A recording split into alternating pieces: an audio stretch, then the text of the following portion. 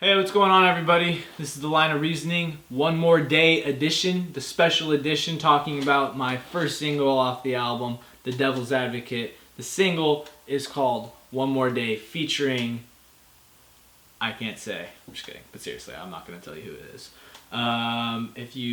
There is a way you can find out who is featuring, but as far as like me talking about it and putting it out there, you're not going to know. Because I have a ghost singer on the song singing the hook. She's a ghost. Or is it a he? Or is it a tranny? You'll never know. It could literally be a gay transvestite that lives in Arkansas. Or it could be a straight female that lives in California. Or it could be me with vocal lessons. But you will never know. Anyways, I don't know where I went with that. I'm here today to talk about One More Day, my first single. First, I guess we'll get into who produced it. The beat was made by the underground legend. I guess he's not a legend, but a very dope, well-known underground producer by the name of C-Lance. He made this beat, and I thought it was one of the sickest. At the time, it was like the sickest beat that was available for me to write to of all time. It might still be, but the other one he produced on the album, which you will get to once the album's released, I will do that song and talk about it. But right now we're talking about One More Day. It's the beat is insane, and I wrote one song to it, a full song, chorus, everything. My process is I write the song, and if it's not good enough, I trash it, and if it is good enough, I make sure it's fucking good enough, like 1000%, and then I'll take it to the studio and record it, because I can't afford recording a song that is not gonna do anything. So it's not like, yeah, I'm in the studio, man, I made like 3 tracks tonight. Like, I don't do that.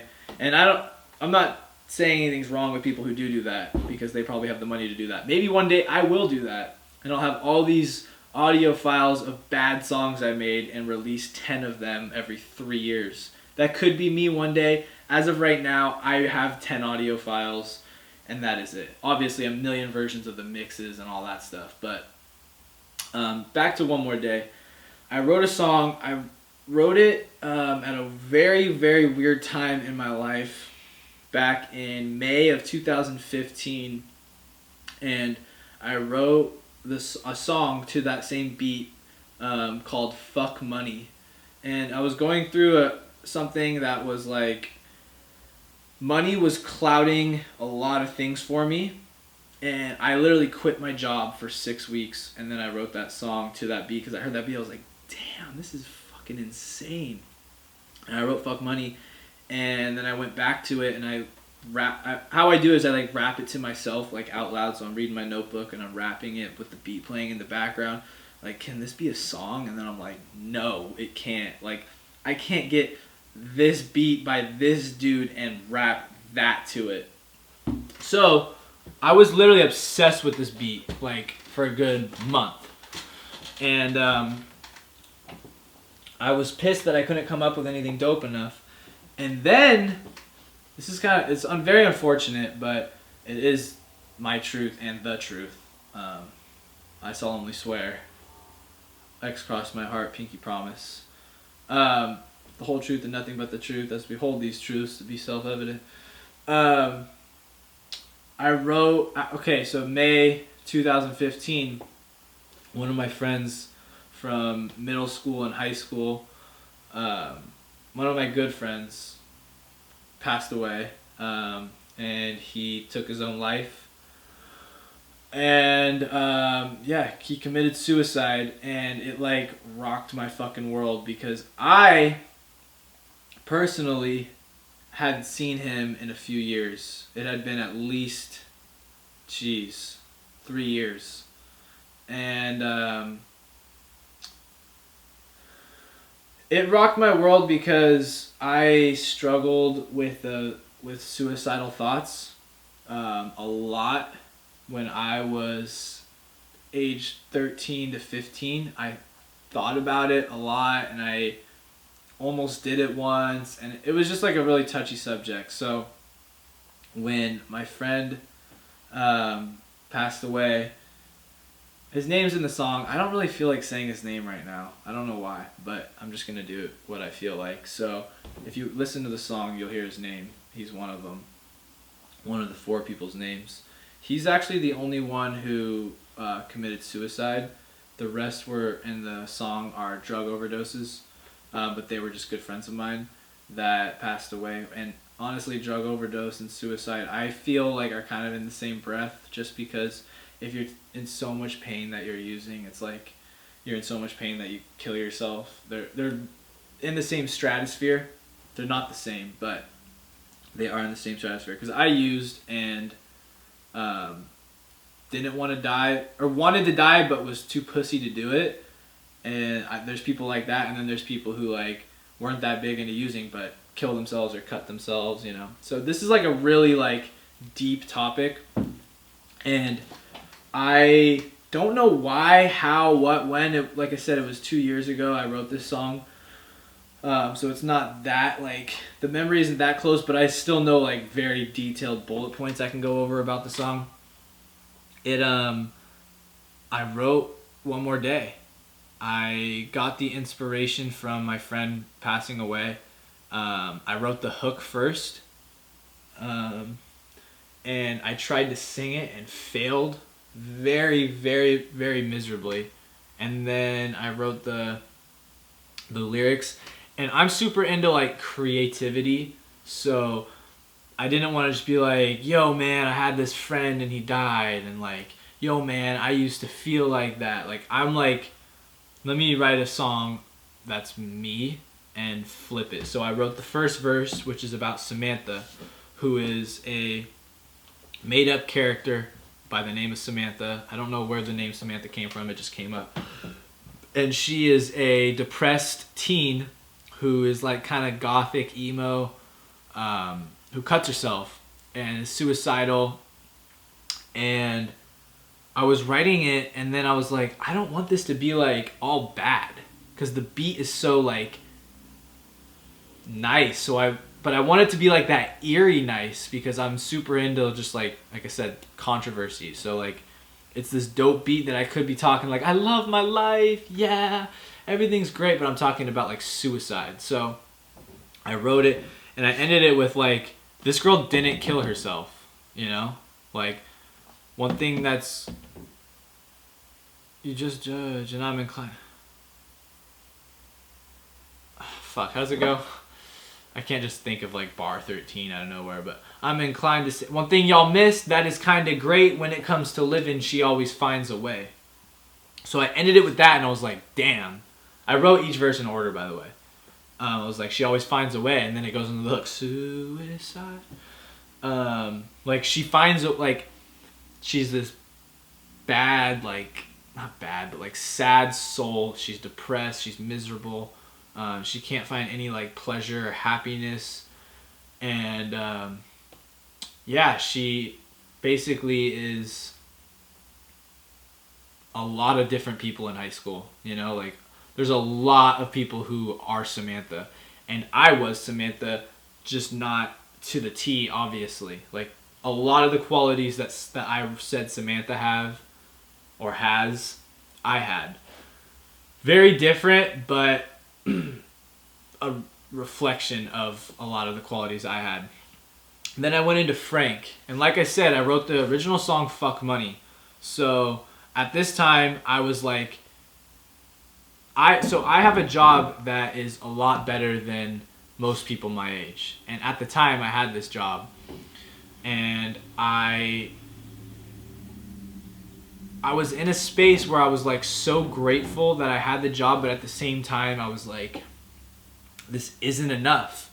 And honestly, if I'm completely honest, 2 years later, I still feel the same way, because the job I do doesn't like fulfill my spirit and my soul. It doesn't like give me like passion or fuel me or anything. If anything, it takes away from me because it's such hard work, but it gives me money to be able to do this. So I'm like super grateful I have the job. Don't get me wrong, but again, let's go back to 2 years ago when I'm writing this song. I was writing it, and Frank is character number 2. Meet Frank. He's rich as can be. So this person is another reflection of me. He's very wealthy, which again, I wasn't very wealthy, but I had a good job. And he's showing everyone, like, look at me. I got the car, the house, the money, the this, the that. Like, I'm super cool. But deep, deep, deep down, when no one's around, he is fucking miserable inside.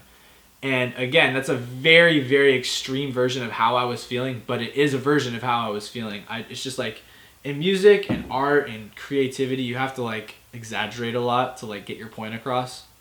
If I was like, yeah, this dude's pretty happy, he's got, making $75K a year, he's got a good job. Like, if it was like that, you guys wouldn't get the point. So I like Maserati driving, fucking collared shirt, like, yeah, white collared fucking job dude, business owner, but deep down he's fucking miserable.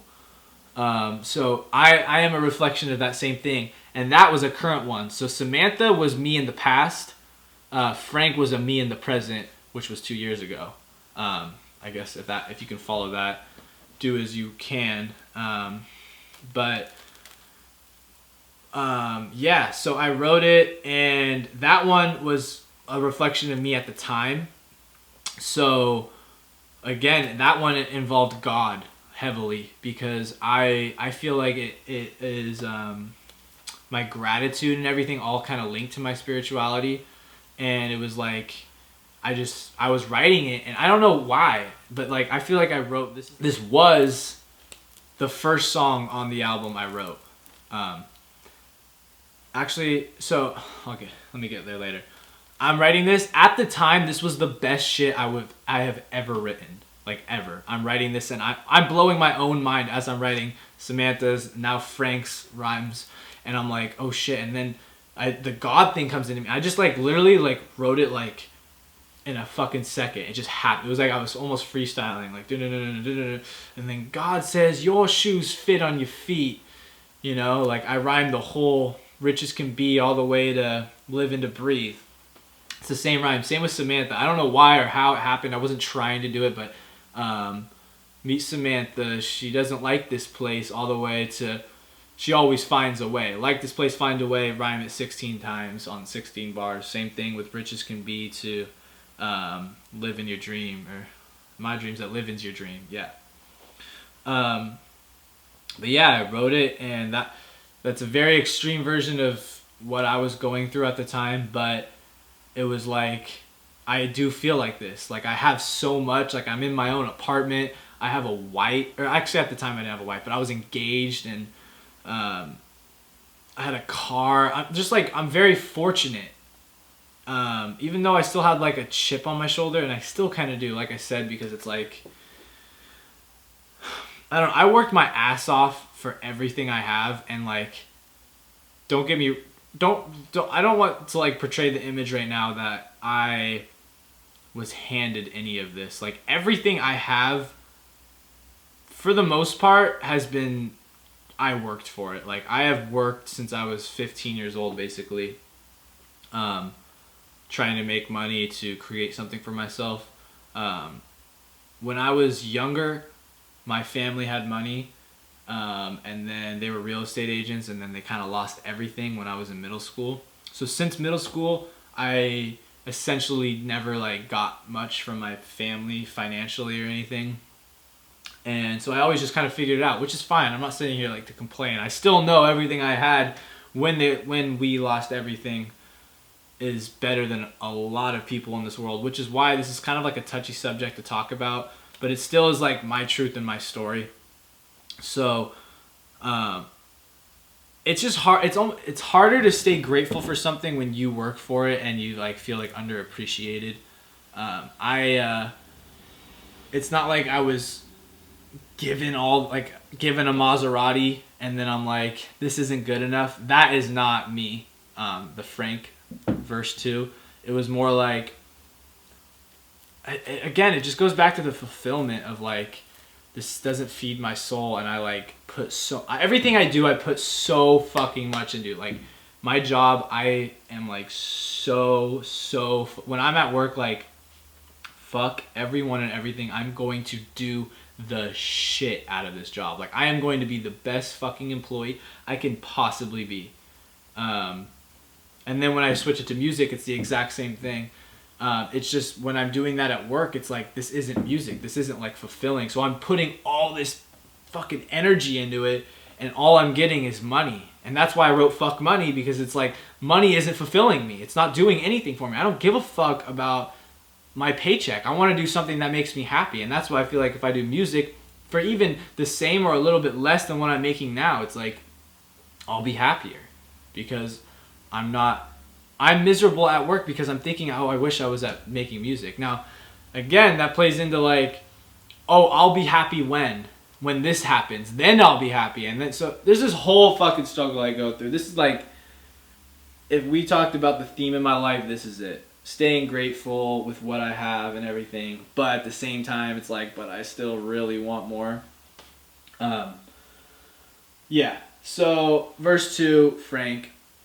Then the hook comes in again, and then verse 3 is when I explained the whole plot twist, which is Sam is me, Frank is me, I am me, and I just kind of portray it in a clever way. So I didn't want to just, like I said, my friend killed himself, and I'm going through problems, and now I'm happy. It was like, what if I flip this into like Samantha, Frank, and then I'm both of these people, and we all like come together. And then I was thinking of the music video, like, which is out now, which is why I'm talking about it so like in depth, because it's available for you to see. So now this is just kind of like behind the scenes stuff about it.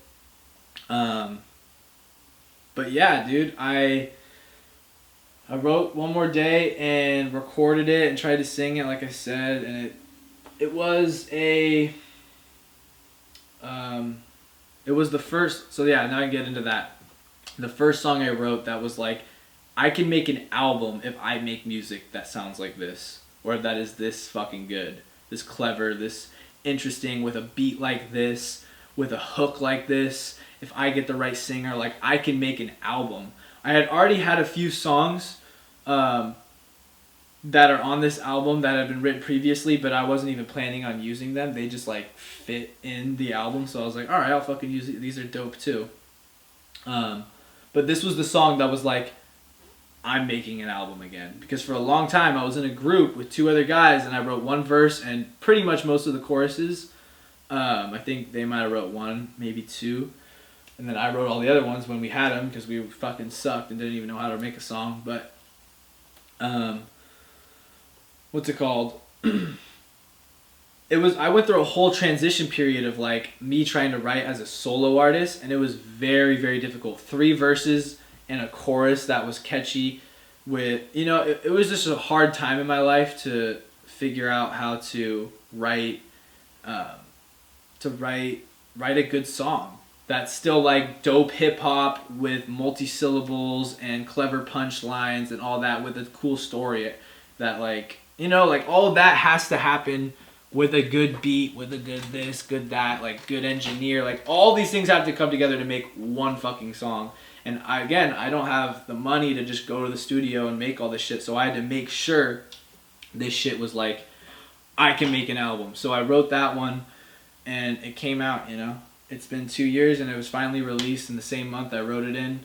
When I first wrote it, I tried to sing it, failed, so I got a singer to sing it. She did a good job, but for some really, really fucking weird reason, which I still can't explain. I was going to say complain, I don't know why. Which I still can't explain. She didn't want to say the word suicide, because she's like, this is such a good song. If you say suicide, like, it's not going to be on the radio. And I was like, I don't give a fuck if it's on the radio. I'm not going to lessen the art for the radio. Like, that is the complete opposite of what I'm doing. I'm just making the best fucking music possible. And if you're uncomfortable... So she was like singing it, and she was doing all these cool melodies, and I was like, damn, this chick has a great voice. And this is with the engineer, who I've talked about last line of reasoning, a few months, who stole everything from me, so I didn't use any of this.